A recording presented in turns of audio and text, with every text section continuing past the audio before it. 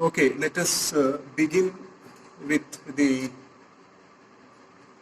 integral which represents the Bessel function of first kind of order n. So that is j power minus n by pi. J is square root of minus 1 and integral 0 to pi e raised to jx cos theta cos n theta d theta. So this is the starting point. This is the Bessel integral. Left hand side we have the the Bessel function of first kind of order n, and j, as I said, is square root of minus 1. J power minus n it is by pi and so on.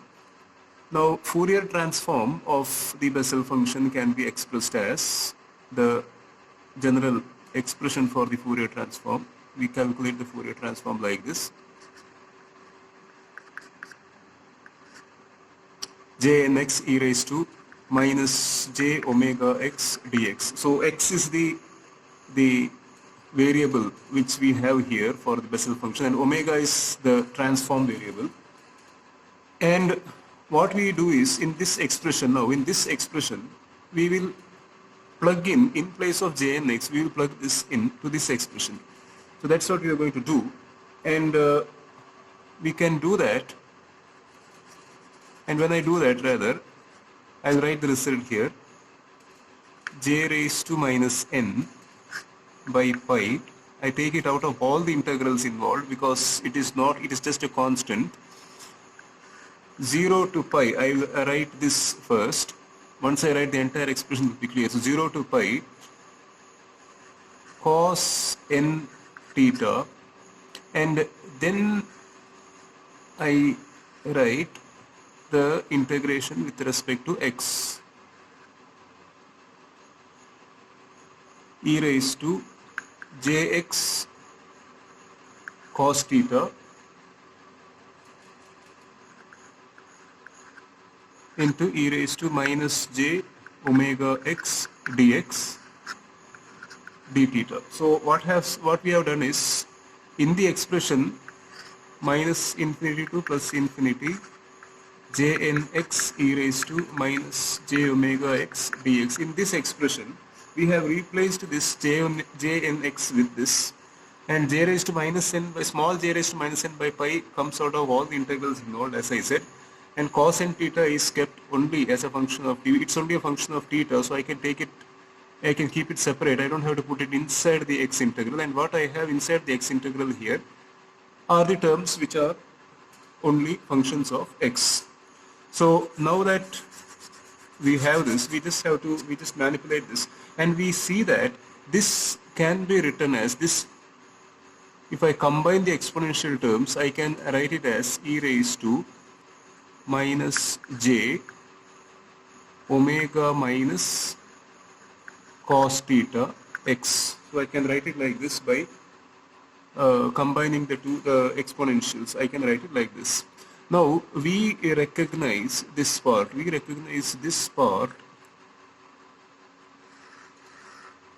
From the basic Fourier transforms. We recognize this to be equal to 2 pi delta omega minus cos theta. So this is the impulse function, the direct delta function. So we recognize this as equal to 2 pi times the delta of omega minus cos theta, where, as I said, this is the impulse function, the direct delta function. Now we substitute this in place of this. We can substitute now in place of this entire integral. Since the result is this, we can substitute it. So I will have 2 pi delta omega minus cos theta. And now what we do is, we go for a substitution here just to make it easier. Let omega minus cos theta be equal to phi, so that cos theta is equal to omega minus phi, and sine theta d theta is equal to d phi, which means that d theta is equal to d phi by sine theta, and sine theta is root of 1 plus 1 minus cos square theta. So in place of sine theta, I am going to write root of 1 minus cos square theta, but cos theta is there. So over here, so 1 minus cos square theta. Now once we use this over here, and our integral becomes j raised to minus n by pi. Now the limits we have to change accordingly. When theta is 0, phi is omega minus 1. Remember, our variable is now, the variable of integration is phi. We have made the substitution. So omega minus 1, theta is equal to 0, we get phi as omega minus 1, and theta is equal to pi, we get it as omega plus 1, because cos pi is minus 1, omega plus 1, cos n, theta becomes cos inverse omega minus phi, because theta is cos inverse omega minus phi. So in place of this theta, I have to write cos inverse omega minus phi, and 2 pi, of course 2 pi, this 2 pi and this 2 pi, we can cancel it. There is a 2 pi here, so that becomes 2. Sorry, that becomes, 2. It becomes 2 here, because I have 2 pi and pi gets cancelled, I get 2, j power minus n is there as it is, cos n cos inverse omega minus phi, because theta is cos inverse omega minus phi, and I have delta phi, because omega minus cos theta, I have gone for the substitution. Omega minus cos theta is, I have d phi, the whole divided by of 1 minus omega minus phi whole square.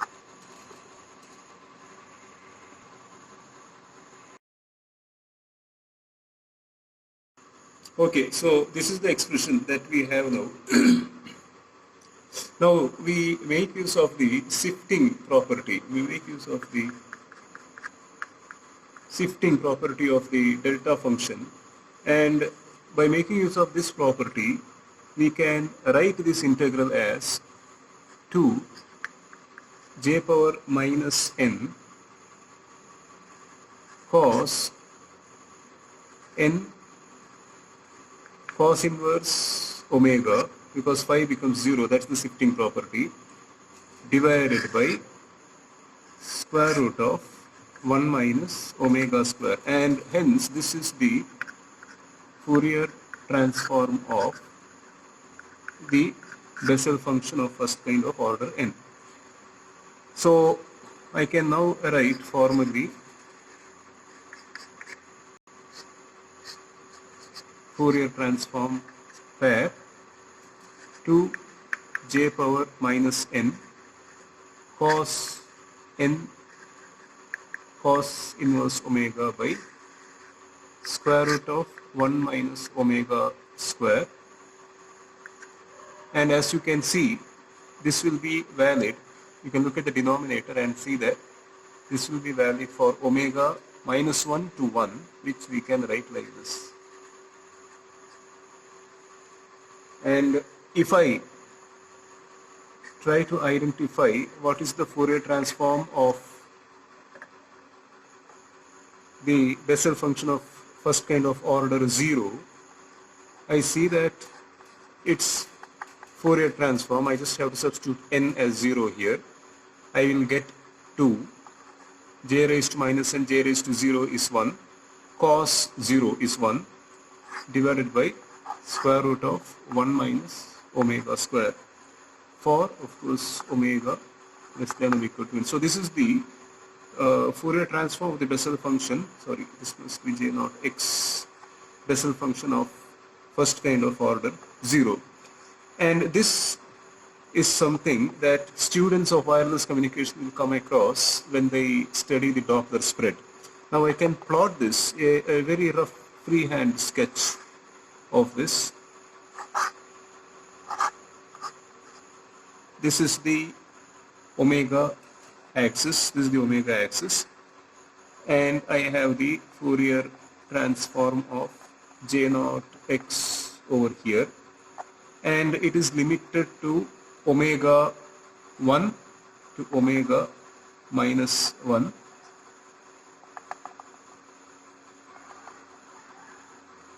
And when omega is 0, it's 2. This will be 2. And as omega approaches 1 and minus 1, you can see that it is shooting to infinity. So this is just an example. This is a freehand sketch of the Fourier transform of Bessel function of the first kind of order 0. This is something that, as I said, the students of wireless communication will come across when they study the Doppler spread spectrum. And now I have given two references in the video description. One of them is a comprehensive list of the various ways in which you can express the Bessel function of first kind. And the other one is a derivation which is slightly different from what I have shown here. A derivation in the sense how to arrive at the Fourier transform of the Bessel function of the first kind of order 0 in a slightly different way.